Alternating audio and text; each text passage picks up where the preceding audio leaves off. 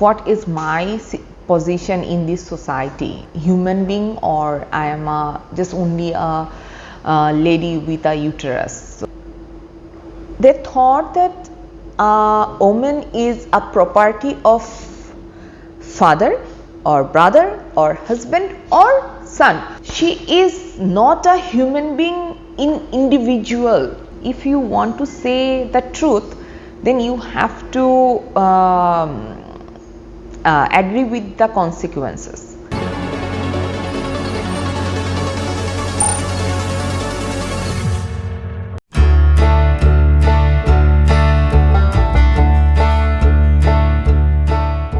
രഹാന മരിയം നൂർ എന്ന സിനിമയിൽ രഹാന എന്ന കഥാപാത്രത്തെ അവതരിപ്പിച്ച നടി നമുക്ക് മുന്നിലുണ്ട്.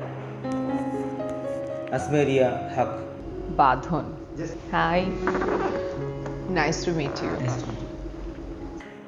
You are a dentist and model. 2010 you started your acting career. After that you took a 10-year gap. Now your performance is noted internationally. How was the journey? I had gone through a lot in my real life, and when I was 19, my parents just got me married with a man which I don't know and anything, and my the crime was that I was in a relationship with a person whom my parents didn't like. Then they pushed me to marry a man whom I don't know and anything, and I become a very chronic depressive patient with suicidal tendency. And then at that time I was 19 only, and I was the medical student, and I was in second year. But when it happened, they stopped my education. They stopped me to to connect with my friends, with my families, and I was so very much isolated from all of this, and I was so depressed. I was suicidal, and I just don't want to be with that person, because I just cannot be with that person. And I thought that if I died, if I died by suicide, then my parents will get ashamed and everything from the society.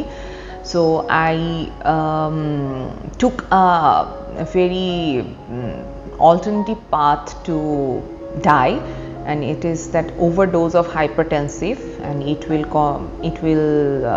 would be like acute renal failure for this overdose, and I will die, and everyone is like, no, it's not my fault, or I didn't committed suicide, but I died because I don't want to live.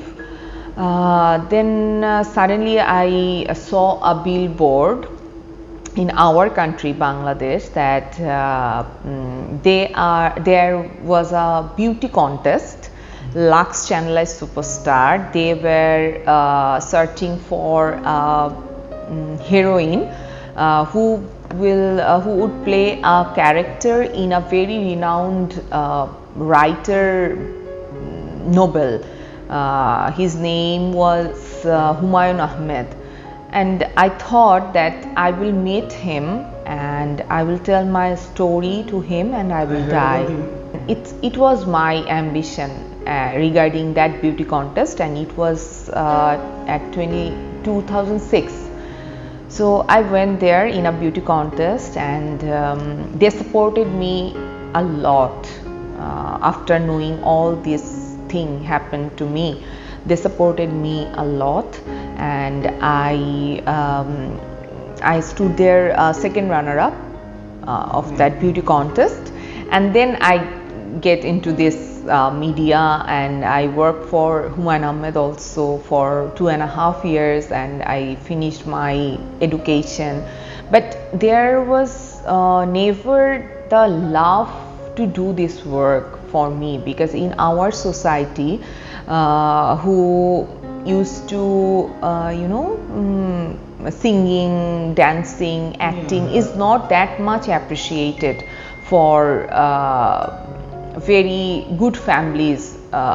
They thought that it's not that good, in our religion, in our culture, it's not that much appreciated. So I was always in the doubt that should I do it or not.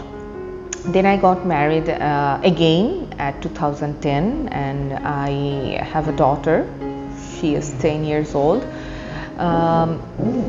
and that marriage was not good for me, or it was not working. But I just couldn't tell anyone that it's not working, because already I'm a divorced woman, and in our society I'm getting second divorce, and what will my daughter future and what will my future. We are so confused. I was so confused, and I hid it for 3 years that I'm divorced. How did you come to this wonderful movie? Then I was shocked by my law and my society and my family when I went to court for the guardianship of my daughter. Then they told me, each and everyone, that yes, she is actually the property of the father. Then I was so shocked that then what is my position in this society? Am I a human being, or I am just only a lady with a uterus? So it makes my life actually the basic change. And at that time I used to tell everyone in every interview that I want to do some work which will make some mark on my life and in our country. And this project came to me, Abdullah Muhammad Saad. He saw my interviews. I don't have any kind of show reel that show that, oh my God, she is a very good actor, and it's not like that. He saw my interviews where I'm telling my life story, and I'm telling that I want to do something different. Then he just connect with me, and I gave the audition, and I rehearsed for 9 months, and I just knew that it was the last chance for me to do something. What was the response of your society? Especially this movie speaks about male domination. There is lots of conflict because we don't know what is freedom, because we have always in our mind that what people will say about us when we will do this character or do that character. Because Rihanna is a girl who is in hijab. So in our country, in a hijab, the lady should be very polite, very soft spoken. Why she is so rude? That's the problem. But I want to take that challenge, that no, it's not like this, because we are human beings. We have emotions, we have the agitation that we faced every day in our life. It's not with our dress, that am I wearing the shorts or am I wearing the hijab. I have the same problem. We are all facing the same problem. What is your experience in sexual abuses in film industry?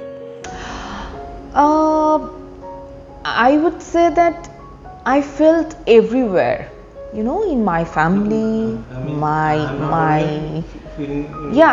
everywhere, because we just cannot tell it to anyone, because when I tell anyone that I had gone through this, they would judge me. Oh, you are not a good girl, your dress was not good, so it happened to you. But it's not like that. I want to say something. I just came here for last 2 days.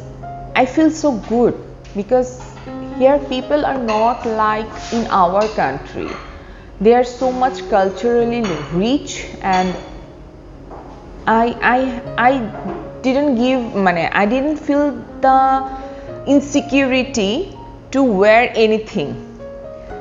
But in our country, it's not like that. If you wear a top like this, they will look here. So, which is very, very disrespectful, and it makes us so insecure and uncomfortable. In the movie, mainly 3 women characters appear: Rahana, her child, and a student. What was your study on these characters? Because I had gone through that student life, and I am living with my child also. So the connection between me and my child and me and with the character is so real, because I know these 2 girls very well, because it's inside me always. Your third movie is in Bollywood. Can you share the experience? Yes, I just did a film with Vishal Bharadwaj, and I would love to say that he is an amazing person that I have ever met. I had a very good experience there. How have you seen Malayalam movies? I'm really sorry, but I didn't, but I will, because I just love the audience and I just love the environment, and I would love to watch the film from here. I was in the same flight with Anurag Kashyap. He told me that this is the most literate state of India, and they are so much culturally rich, and that's why I just want to come here. How you feel IFFK and audience of Kerala? I should tell about the audience. I just feel like I'm in Cannes when I saw my film for the first time in the theater. You know, they were so sensible, so respectful, and they are very powerful, good audience. And I feel the same thing here. And about the theater, open air theater, I had no experience about that I can hear every single word, every single voice or background score, and the audience are so quiet, so gentle. I just love them. They are so powerful audience, because we work for them, no? So when they give that much of respect, it feels so good. How you compare Indian and Bangladesh film industries? You know, it's a very good thing that this kind of realistic film is growing so fast, because in our country, those films which were made in the mainstream film, they are not connected with the people. They are just fantasy films. So I think nowadays people don't want to watch that kind of fantasy film. Like, you know, I was used to watch the Yash's film and Karan Johar's film, where I just dreamed that I will wear a chiffon sari and will run into the ice. But it's not the reality. We should see the reality through our films, because we have to change the society for us.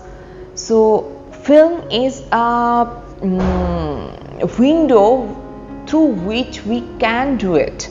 Entertainment is a small part.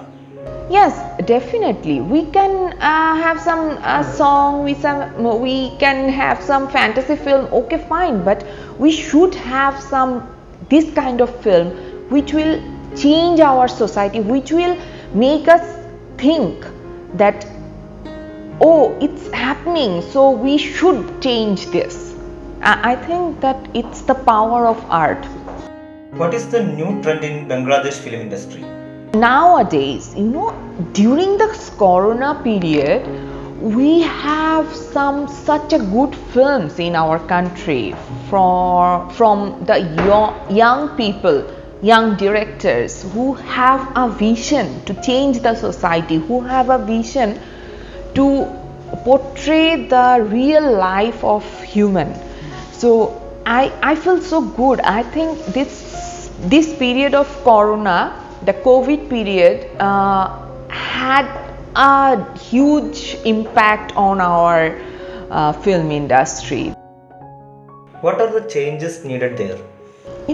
First of all, we should have someone who are literate, illiterate, who are educated, who want to change the society. After knowing everything, there is the main problem is a person who don't know anything about culture and media and they want to do, then they cannot. No? You have to know what you want to do and you have to be prepared. You have some preparation for this. You have some education, you have some skill for this. So I think that's the lackings, but I'm so hopeful because there were so many films in our country.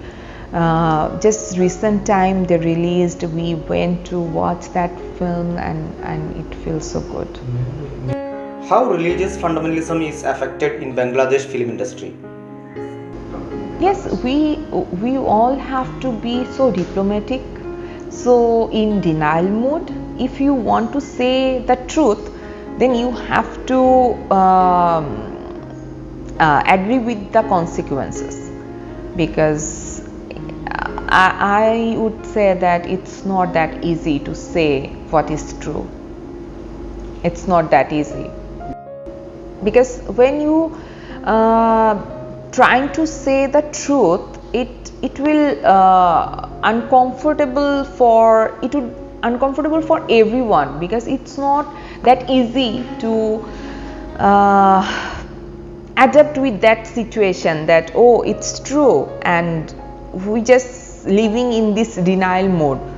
So it's so difficult. I think it's so difficult. What about the freedom in other art areas? I don't think that there is so much freedom, because we always into a very in a pressure that we have to be in a diplomatic zone where we are just not telling the truth or not telling the lie also. So we are in a very safe zone, but I think it is not the way, because we should tell the truth, we should come with the truth, but there is lots of difficulties there, and I think it's worldwide. It's not only in our country. It's the gender inequality you face. Yeah, religion to not in it's not possible to talk about, because when I just want to know where there is no equal right in my parents' asset, why I am half of my brother for my parents. They were like, why you are asking all this question? Why you are so much into it? You are getting lots of things. Why you are so much worried about this?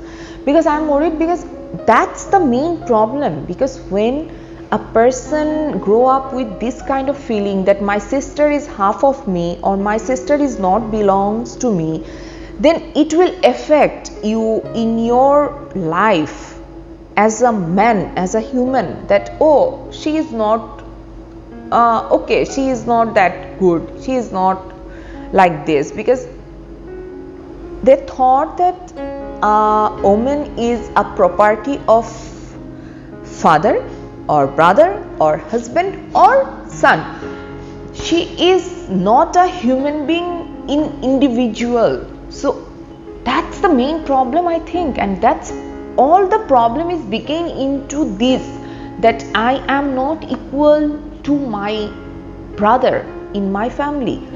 Then he is used to grow with this kind of thought and he will do it. Do you think it's All these things are happening because the society based on a religion. You know, every religion, they want to dominate the woman and child, and they want to dominate the weak one.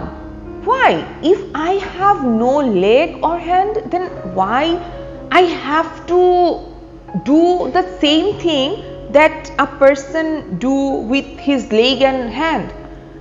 Because we are human beings. We have all the right to get all the freedom and rights. I feel that the religion always, it's good for us because it made for civilized us.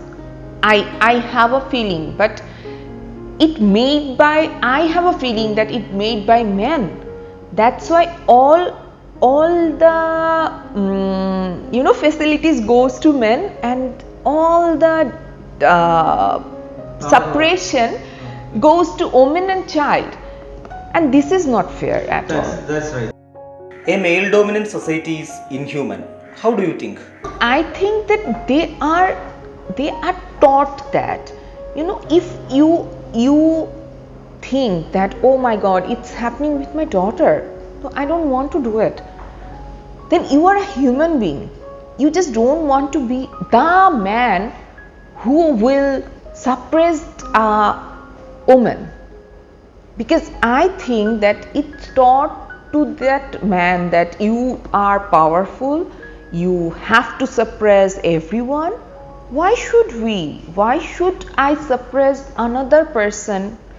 Why shouldn't we have a peaceful, healthy world? Why? Oh, I hope so, because I love the audience. I just honestly, I'm telling you that I just love the audience, and I just really like to talk with you, and I just really want to say that I love the crowd, I love the audience of Kerala, and thank you International Film Festival of Kerala for inviting me and for giving me such love and such respect. I just love you all. Thank you.